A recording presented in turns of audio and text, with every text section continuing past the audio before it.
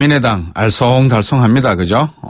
전 대표인 박지원 대표께서는 나름대로 목소리를 내고 계시는데 고재열 기자가 말한 것처럼 평양 특사로 가시고 싶어서 그러신지 아니면 국민의당의 원칙이 뭐 그렇게 유동적인 건지 상당히 좀 우아할 수도 있습니다만 어떤 내용인지 한번 여쭤봐야 되겠습니다. 국민의당 정동영 의원입니다. 안녕하십니까? 네, 안녕하십니까? 예. 어떻습니까? 국민의당 고민입니까? 아니면 즐거운 함성입니까? 뭐 어떻게 봐야 됩니까? 고민이죠. 예. 저도 개인적으로는 이제 후보자들에 대해서 나름대로 입장이 있습니다만 네. 또 당의 네. 또 의원들의 토론 과정에서 나온 입장도 있어서 이런 것도 예. 일치하면 좋은데 또 네. 다를 경우에는 좀 고민스럽죠. 제가 아까 일부에서 인터뷰를 하면서 더불어민주당의 김경엽 의원한테 그냥 지나가는 말씀으로 드렸습니다. 제가 방송 오기 전에 40대 주부분들 이야기를 다른 사람으로부터 들었는데 강경화 후보에 대한 뭐라 그럴까 인상? 이 견해가 예. 별로 그렇게 긍정적이진 않은 것 같더라. 주부분들의 이야기가. 이제 그런 말씀을 흘려드렸는데 강경화 후보의 이야기를 보니까 최근에 국민의당 입장이 좀 혼란스럽습니다. 어떻게 보십니까? 네, 이제 현미경과 망원경이 둘 다 필요하다고 그렇겠죠. 저는 보는데요. 예. 그 청문회에 직접 청문회 임했던 의원들로서는 네. 그러니까 도덕적 흠결들 이런 걸 중심으로 예. 봐서 이제 문제가 있다 이런 입장인 거고요. 예. 저는 그 현미경만 갖고 봐서는 안 된다. 예. 말하자면 저희가 학창 시절에 읽었던 책입니다만 도덕적 인간과 비도덕적 사회라는 그런 책도 있었죠. 예. 개혁과 사회정의 구현을 위해서는 시대 상황에 맞게 도덕적 원칙도 유연성을 발휘할 필요가 있다. 뭐 이런 현실주의적 사고를 얘기한 건데요. 네네네. 그러니까 지금 이제 국가 운영을 막 시작하는 국정 운영을 막 시작하는 내각의 외교부 장관 후보자로서 예.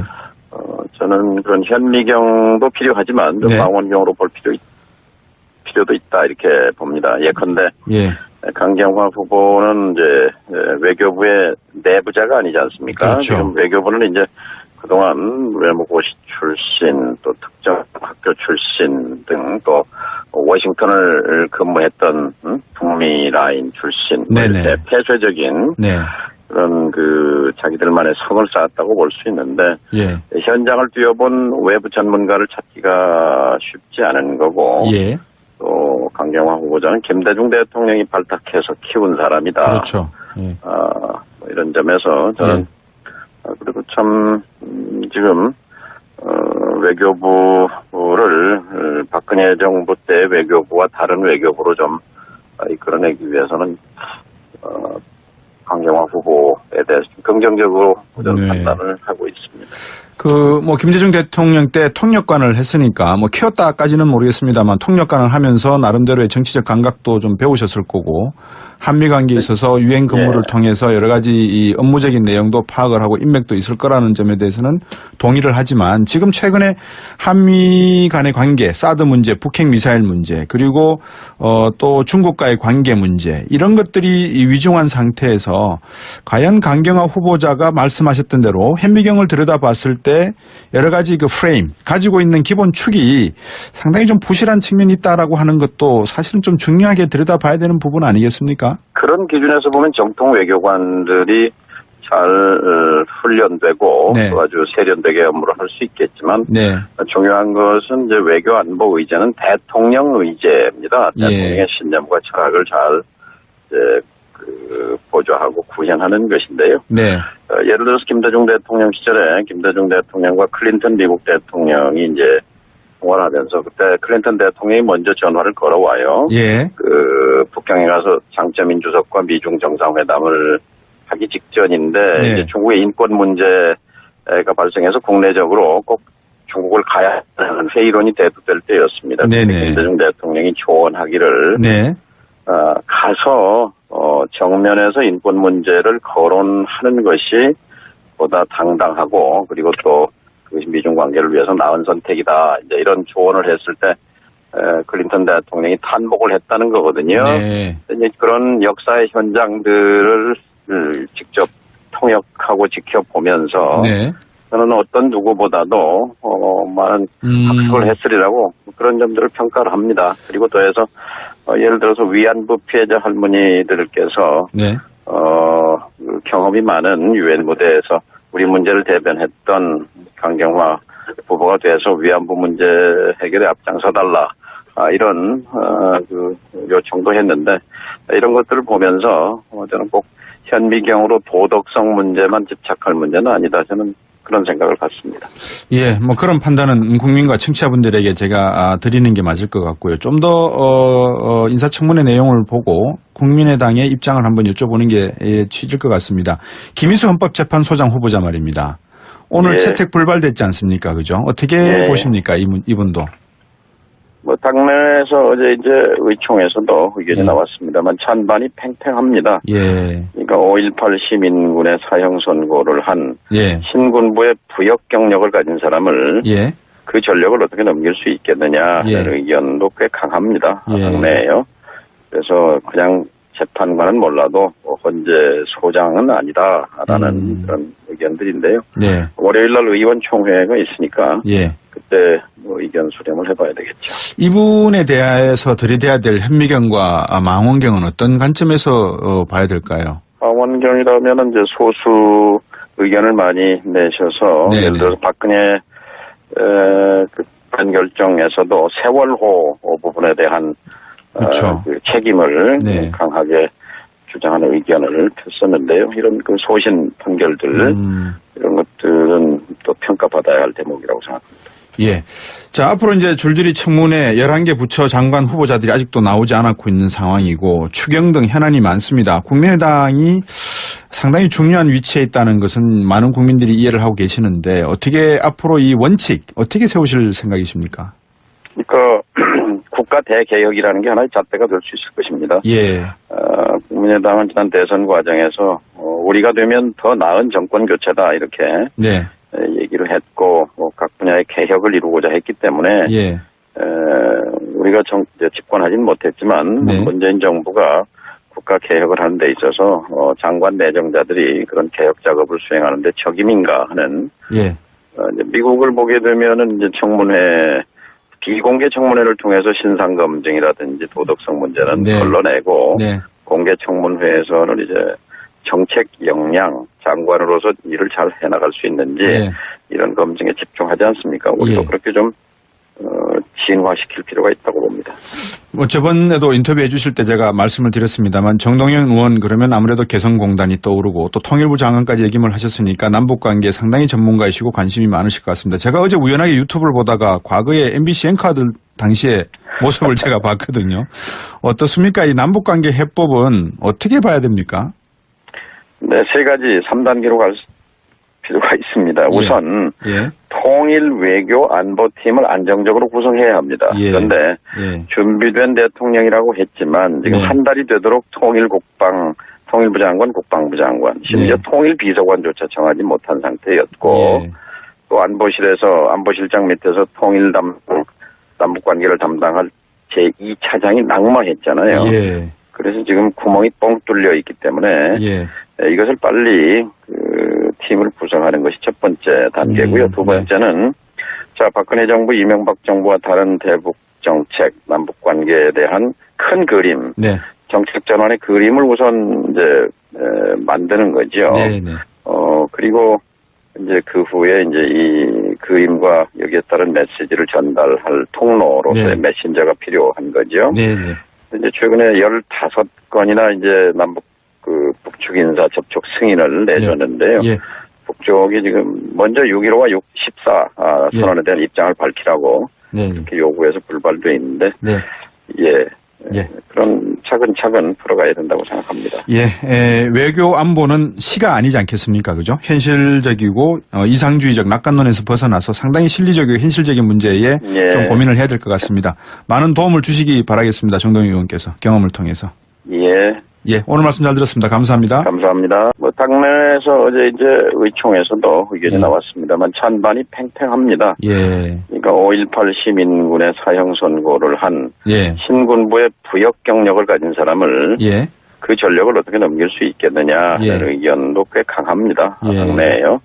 그래서 그냥 재판관은 몰라도 헌재 소장은 아니다라는 그런 의견들인데요. 네. 월요일 날 의원 총회가 있으니까 예. 그때 뭐 의견 수렴을 해봐야 되겠죠. 이분에 대해서 들이대야 될 현미경과 망원경은 어떤 관점에서 봐야 될까요? 망원경이라면 이제 소수 의견을 많이 내셔서 네네. 예를 들어서 박근혜 그 판결정에서도 세월호 부분에 대한 그렇죠. 그 책임을 네. 강하게 주장하는 의견을 폈었는데요. 이런 그 소신 판결들 이런 것들은 또 평가받아야 할 대목이라고 생각합니다. 예. 자, 앞으로 이제 줄줄이 청문회 11개 부처 장관 후보자들이 아직도 나오지 않았고 있는 상황이고 추경 등 현안이 많습니다. 국민의당이 상당히 중요한 위치에 있다는 것은 많은 국민들이 이해를 하고 계시는데 어떻게 앞으로 이 원칙 어떻게 세우실 생각이십니까? 그러니까 국가 대개혁이라는 게 하나의 잣대가 될 수 있을 것입니다. 예. 국민의당은 지난 대선 과정에서 우리가 되면 더 나은 정권 교체다 이렇게 네. 얘기를 때문에 임했던 의원들로서는 네. 그러니까 도덕적 흠결들 이런 걸 중심으로 예. 봐서 이제 문제가 있다 이런 입장인 거고요. 예. 저는 그 현미경만 갖고 봐서는 안 된다. 예. 말하자면 저희가 학창 시절에 읽었던 책입니다만 도덕적 인간과 비도덕적 사회라는 그런 책도 있었죠. 예. 개혁과 사회정의 구현을 위해서는 시대 상황에 맞게 도덕적 원칙도 유연성을 발휘할 필요가 있다. 뭐 이런 현실주의적 사고를 얘기한 건데요. 네네네. 그러니까 지금 이제 국가 운영을 막 시작하는 국정 운영을 막 시작하는 내각의 외교부 장관 후보자로서 예. 저는 그런 현미경도 필요하지만 망원경으로 볼 필요도 있다 이렇게 봅니다. 예컨대 강경화 후보는 이제 외교부의 내부자가 아니지 않습니까? 그렇죠. 지금 외교부는 이제 그동안 외무고시 출신 또 특정 학교 출신 등 또 워싱턴을 근무했던 북미 라인 출신 네네. 폐쇄적인 그런 그 자기들만의 성을 쌓았다고 볼 수 있는데 현장을 뛰어본 외부 전문가를 찾기가 쉽지 않은 거고 또 강경화 후보자는 김대중 대통령이 발탁해서 키운 사람이다. 그렇죠. 민해당 알쏭달쏭합니다. 그죠? 전 대표인 박지원 대표께서는 나름대로 목소리를 내고 계시는데 고재열 기자가 말한 것처럼 평양 특사로 가시고 싶어서 그러신지 아니면 국민의당의 원칙이 뭐 그렇게 유동적인 건지 상당히 좀 우아할 수도 있습니다만 어떤 내용인지 한번 여쭤봐야 되겠습니다. 국민의당 정동영 의원입니다. 안녕하십니까? 네, 안녕하십니까? 예. 어떻습니까? 국민의당 고민입니까? 아니면 즐거운 함성입니까? 뭐 어떻게 봐야 됩니까? 고민이죠. 저도 개인적으로는 이제 후보자들에 대해서 나름대로 입장이 있습니다만 또 당에 또 의원들의 토론 과정에서 나온 입장도 있어서 이런 것도 일치하면 좋은데 또 다를 경우에는 좀 고민스럽죠. 제가 아까 일부에서 인터뷰를 하면서 더불어민주당의 김경엽 의원한테 그냥 지나가는 말씀으로 드렸습니다. 제가 방송 오기 전에 40대 주부분들 이야기를 다른 사람으로부터 들었는데 강경화 후보에 대한 뭐라 그럴까 인상? 이 견해가 별로 그렇게 긍정적이진 않은 것 같더라. 주부분들의 이야기가. 이제 그런 말씀을 흘려드렸는데 강경화 후보의 이야기를 보니까 최근에 국민의당 입장이 좀 혼란스럽습니다. 어떻게 보십니까? 네, 이제 현미경과 망원경이 둘 다 필요하다고 저는 보는데요.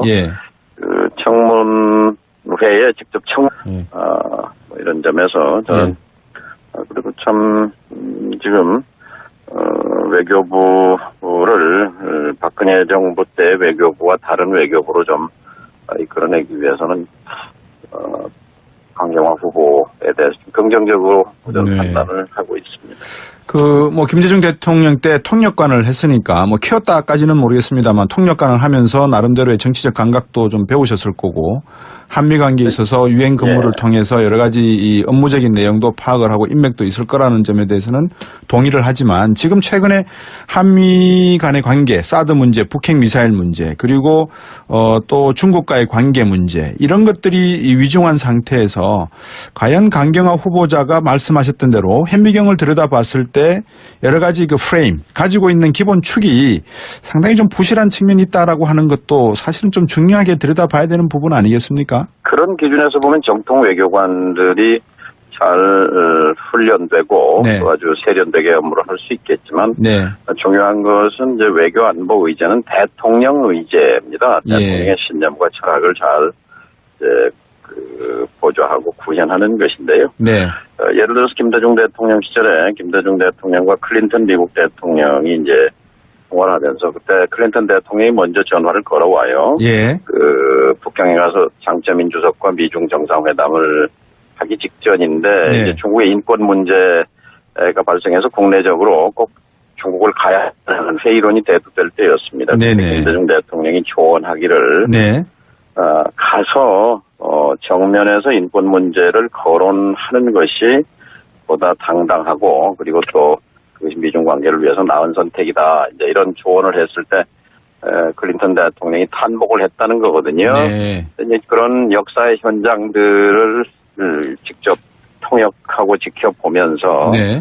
저는 어떤 누구보다도 많은 학습을 했으리라고 그런 점들을 평가를 합니다. 그리고 더해서 예를 들어서 위안부 피해자 할머니들께서 네. 경험이 많은 유엔 무대에서 우리 문제를 대변했던 강경화 후보가 돼서 위안부 문제 해결에 앞장서달라 이런 요청도 했는데 이런 것들을 보면서 저는 꼭 현미경으로 도덕성 문제만 집착할 문제는 아니다. 저는 그런 생각을 갖습니다. 예, 뭐 그런 판단은 국민과 청취자분들에게 제가 드리는 게 맞을 것 같고요. 좀 더 인사청문회 내용을 보고 국민의당의 입장을 한번 여쭤보는 게 취지일 것 같습니다. 김희수 헌법재판소장 후보자 말입니다. 오늘 채택 불발됐지 않습니까? 그죠? 어떻게 보십니까? 이분도.